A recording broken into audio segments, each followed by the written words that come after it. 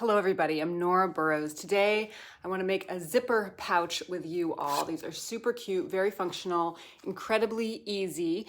Once you know how to make this size, you can make any size you want. Let me show you how. I've chosen my 3 fabrics that I want to use for the front of my pouch. It'll be similar to these here that have these 3 strips on each coin purse. So I'll cut 1 strip from each of these 3 fabrics. They'll be 6 inches long by 2 inches wide. I ultimately cut these 2 strips to be a little bit thinner and this one to be wider because I just like the look of that a little bit better for these fabrics in particular. So I'm going to sew these 3 fabrics together so that they're one unit, and it should measure, when I'm done sewing these 3 pieces together, it should measure 4.5 inches tall by 6 inches wide. I have my finished unit here. I've also cut 2 pieces of lining the same size as the front of my pouch, which is 6 inches by 4.5 inches.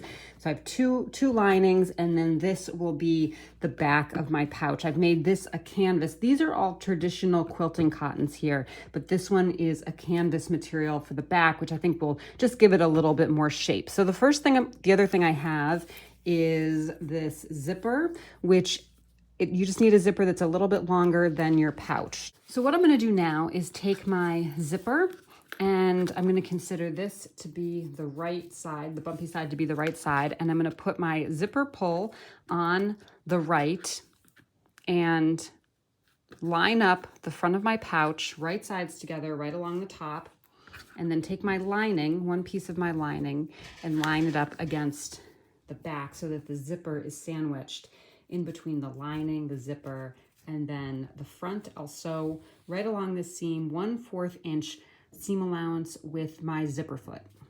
I've sewn that seam, and then I flipped my pieces over so that they were wrong sides together, and I gave a nice press right along that top where I had just sewn. So now what I'm going to do is the same thing to the other side. I'm going to take my backing fabric and put it right sides together with the top of my zipper.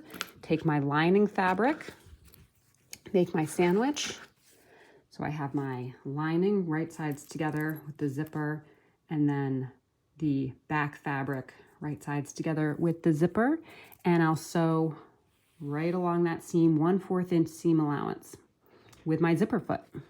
I've sewn this seam. I'm going to flip my lining and back fabric over, and so it should look something like this. I'm going to give this a nice good iron on both sides, and this is what the top looks like, and this is what the back looks like.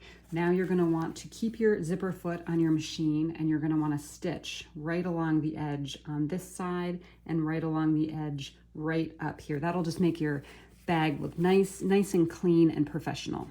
And there's my top stitching there. I got as close to the zipper as I could. So next we are going to put our front and back right sides together, and then our lining right sides together. Before we do that, we're going to open up our zipper. This is a very important part. You're going to want your zipper to be kind of right in the middle of your bag here. So we'll put our front of the bag and the lining pieces together. You're going to kind of push the zipper part towards the lining like that. Then you're going to want to pin or clip all around the outside of your bag. So if you think of this as a big rectangle now, you're going to want to pin all the way around, because we're going to sew with a 1/4 inch seam allowance, or a little bit more than 1/4 inch, all the way around. We're going to leave an opening at the bottom of the lining right here. Here I have it clipped all the way around, and then I will I'll start to sew all the way around. When I get to the zipper, I'll go back and forth a little bit on both sides just to secure that in place. Now that I've sewn all the way around, leaving my opening, I'm going to trim my zippers, just the ends right off. And I'll trim all 4 of my corners just to reduce the bulk, so they're nice and pointy when we flip this right side out. And now it's time to flip it right side out. You have your hole here. You reach in and you bring it through. Now your bag should look like this, looking pretty good. So the last step is you want to shut this hole. So you just want to push the raw edges in by about 1/4 inch, give it a nice press, and then top stitch as close as you can to the edge, right along the top. And finally, you're going to push your lining into the bag. And there you have it. I really like this one. Let me show you a couple others I made. This is a great use of scraps. You just need a teeny tiny strip, and you can kind of piece these together in any way you like. You know, I really like the 3 strips together, makes it kind of cohesive and all kind of match in a way. But you could do, you know, a half rectangle, you could do a log cabin, really anything you want. So thank you for joining me. Don't forget to subscribe, and I'll see you next time.